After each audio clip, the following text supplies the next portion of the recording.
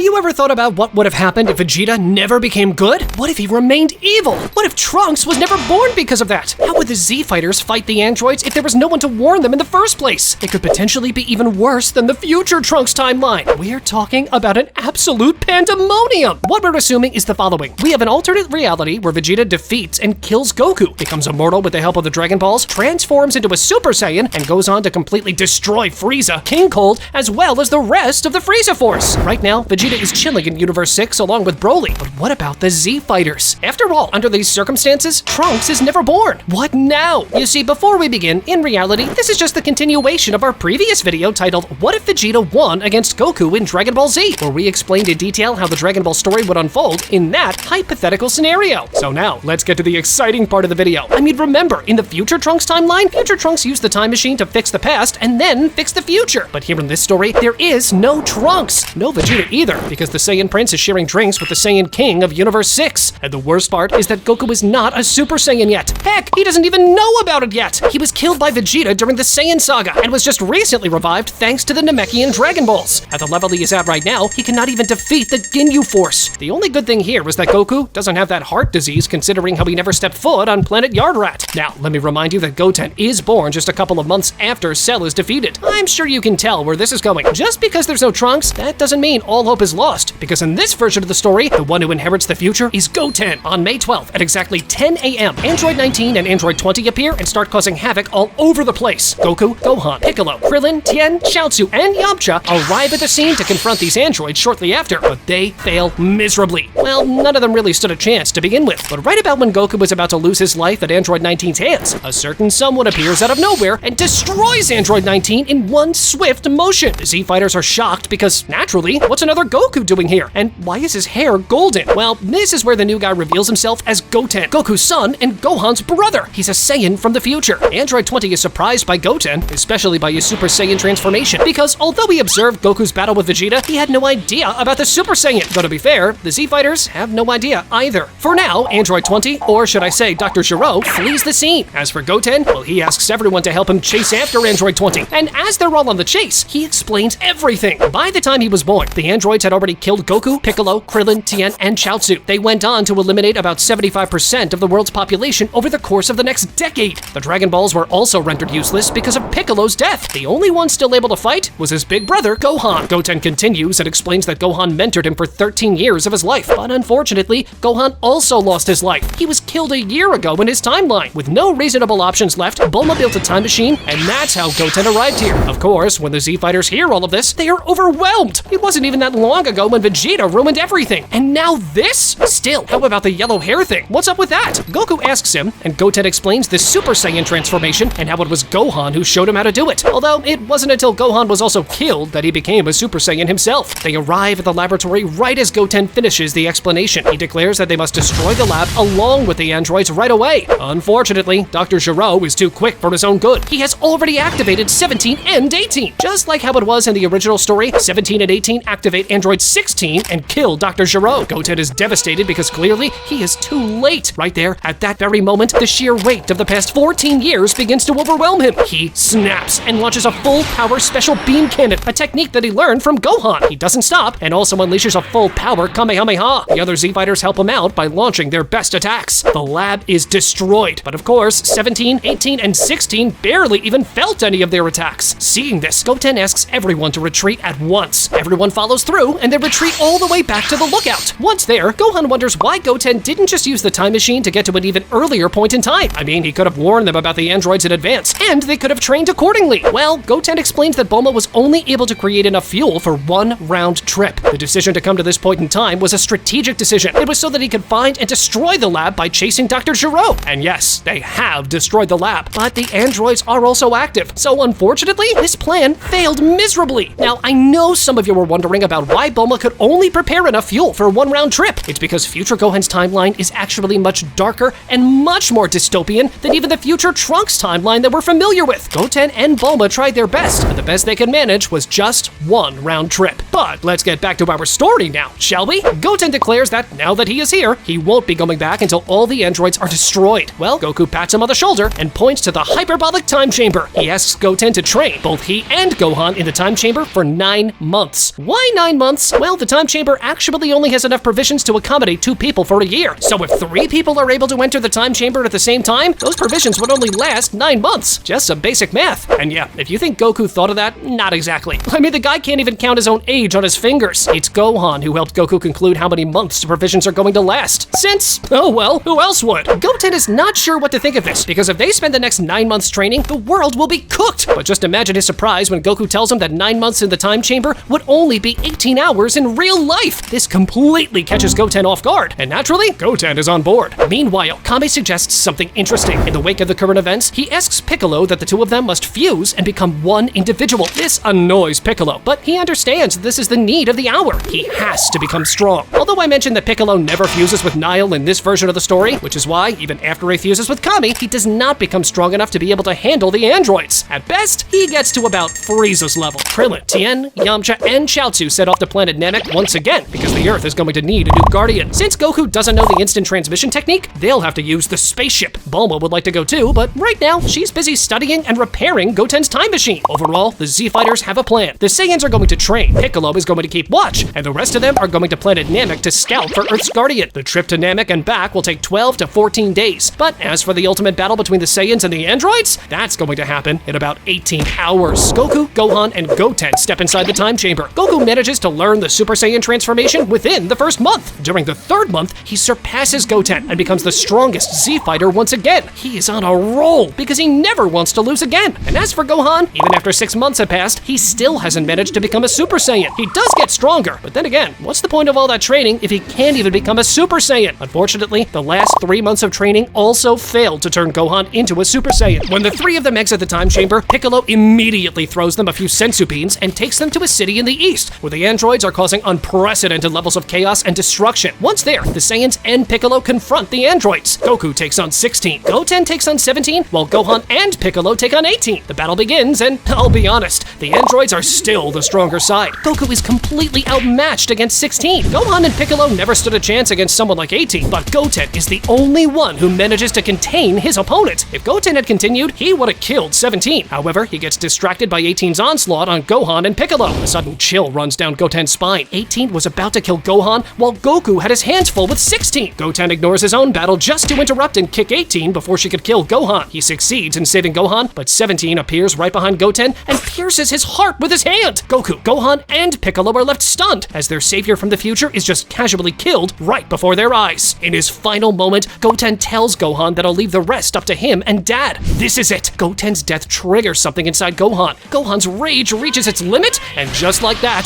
Gohan transforms into a Super Saiyan. Immediately, he appears behind 17 and absolutely destroys her with a single blow. Piccolo is shocked by the sudden increase in Gohan's power level, but the one who is really shocked is Goku. He can tell that what Gohan just used wasn't your average Super Saiyan transformation. It does take a little physical toll on him though. After Gohan rips 17 apart, he collapses on the ground. 18 tries to kill him, but Goku intervenes. He asks Piccolo to hurry and take Gohan back to the lookout, while Goku himself faces both 18 and 16. It's no use. He is going to die, but Goku is smart enough to understand that if he dies here, it'd be a disrespect to Goten. Well, Goku decides to be a little creative. He uses Kaioken on top of Super Saiyan, basically Super Kaioken. He catches the androids off guard, lands critical hits, and sends them both flying in the distance. By the time the dust settles, Goku is no longer there. He has also retreated to the lookout. At the lookout, Gohan wakes up thanks to the sensu bean. Goku suggests using the time chamber for 6 hours. It'll be 3 months worth of time in the chamber, and that should be enough for them to understand Gohan's power that goes beyond the Super Saiyan transformation. Gohan agrees, and this time Piccolo joins too. Fast forward to 6 hours later, and Gohan is absolutely ready to destroy 16 and 18. Goku and Piccolo have become stronger too, but Gohan alone is enough. When they find 16 and 18 again, Goku and Piccolo watch from afar as Gohan proceeds to brutally maul and pummel them both. Super Saiyan 2 is just that much stronger than them. 16 and 18 are destroyed, and the world is freed from the curse of the androids. A couple of weeks later, Krillin and the others return from Namek, and they've brought not just one, but 2 Namekians. There is Dende, and then there is Dende's brother, Nekke. Krillin explains that Dende will be their guardian, while Nekke has decided to go to the future with Goten. This way, the future will also regain the Dragon Balls, and everyone can be brought back to life. Great news, right? Everyone praises Krillin's brilliance, while Dende is appointed as the new guardian of Earth. He recreates the Earth's Dragon Balls, and they use them to bring Goten back to life. Goten is ecstatic when he learns that Gohan took down all 3 of the androids. He is also very pleased when they tell him that that he can take Dende's brother with him to the future. Conveniently, Bulma has already added an extra passenger seat in the time machine. Good old Bulma. However, Goten explains that this is not enough. He has to get strong enough too, because if he were to go back as he is right now, he'll be defeated by 17 and 18. That's why Goten asks Gohan to train him and teach him how to use Super Saiyan 2. This leads to Goku, Gohan, and Goten training in the time chamber for another 9 months. And although Goten fails to become a Super Saiyan 2, he does get at least twice as strong as 17 and 18. Later, Goten says his goodbyes and travels back to the future with Nekke. After giving Bulma an update, he introduces Nekke to Mr. Popo and then goes to confront the androids. The androids are about to kill yet another innocent man when suddenly Goten shoots an insanely accurate energy blast that very narrowly misses 17. This gets the androids' attention, but still underestimate Goten. But maybe they change their minds after Goten obliterates 18 with a point-blank energy blast and destroys 17 with a Kamehameha. The future is saved.